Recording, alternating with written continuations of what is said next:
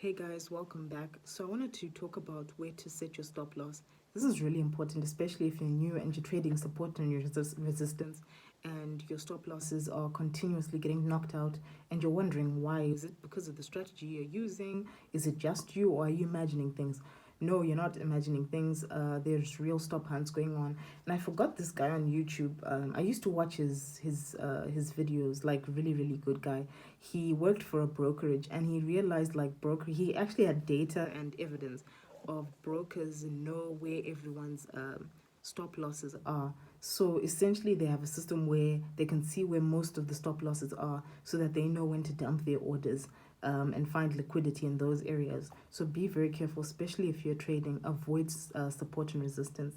So where to set your stop loss? A lot of it depends on your strategy.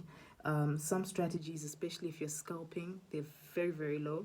If you're using a swing trading system, maybe your stop loss is going to be very wide. And depending on whether you're using the longer time frames or the shorter time frames, if you're using the shorter time frames, your stop losses will obviously be much smaller than to someone who's doing analysis on the weekly or the daily chart. Don't be a boss and say, stop losses are for kids, or we're big people, we don't use stop losses. I remember someone saying this. We were laughing about this because when we started off, we started learning trading together, and he was like, no, stop losses are for kids. Us big men, we don't use stop losses. Anyways, it was just really funny. Avoid the 35 pip stop loss, because most brokers know everyone's using the 35 pip stop loss. The minute you hear educators saying the same thing, avoid it, because a lot of the educators have IB agreements. So the minute they say support and resistance, avoid it. The minute they say 35 pip stop loss, avoid it completely. I use the 8 moving average on the 1 hour. So once I use the 8 moving average, once I've entered my trade, I set the stop loss at the bottom of that curve, right? So that curve that the 8 moving average makes. And then once price moves up, pulls back, and then goes up again, then I pull my stop loss up. And this is all based on the 8 moving average on the 1 hour, right? You can also use a trailing stop loss to lock in your profits. It's more advisable to do that than to not set a stop loss at all.